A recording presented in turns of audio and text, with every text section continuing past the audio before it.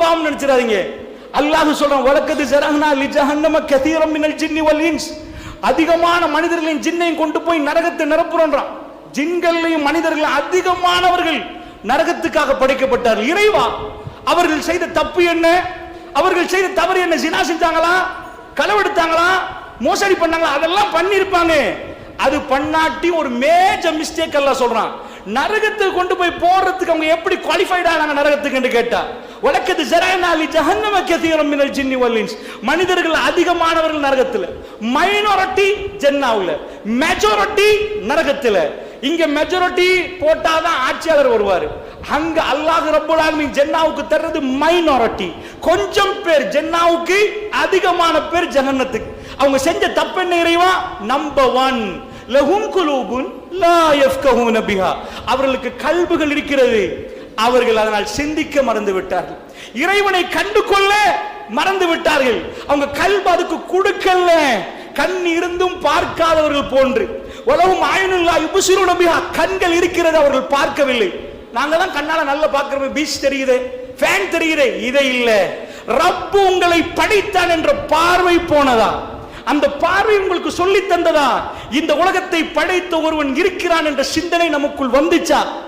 இதுதான் அருட்கொடைகளை நாம் பார்க்கிற விதம். அருட்கொடைகளை பார்த்தால் நம்முடைய தலைகள் சஜிதாவுல போயிடும். அதுக்கு பேர் சுக்குர். நாம் சுக்குர் செஞ்சால் நம்முடைய வீட்டுக்கு, நம்முடைய கல்புகளுக்கு ரஹ்மத் இறங்க ஆரம்பிக்கும். அதனால் இது எப்படி நடக்க போகிறது என்பதை தான் இன்ஷா அல்லாஹ் மிக சுருக்கமாக உங்களுக்கு சொல்ல போகிறேன். அல்லாஹ் ரப்பல் ஆலமீன் முதல்ல நாம யார் என்று சொல்லி தருகிறான். மனிதன் யார், மனிதன் எப்படிப்பட்டவன் என்பதை அல்லாஹ் சொல்லி தர்ற நேரத்தில் சொல்லுவோம், வல் ஆதியாத்தி லபஹா. சூரா நீங்க உங்களுக்கு தெரியும். ஆதியாத் சூராவை பரட்டிட்டீங்கன்னா அல்லாஹ் சொல்றான், ஒரு குதிரை. இதுல பாடம் என்னன்னு கேட்டீங்கன்னா, குதிரையை பத்தி எல்லாம் பேசல. குதிரை லபஹா, அது மூச்சரைக்கிற சத்தம், லப்புன்னு சத்தம் கேட்கும், சிக் சிக் சிக்னு சத்தம்னு கேட்கும் குதிரை ஓடுற நேரம்.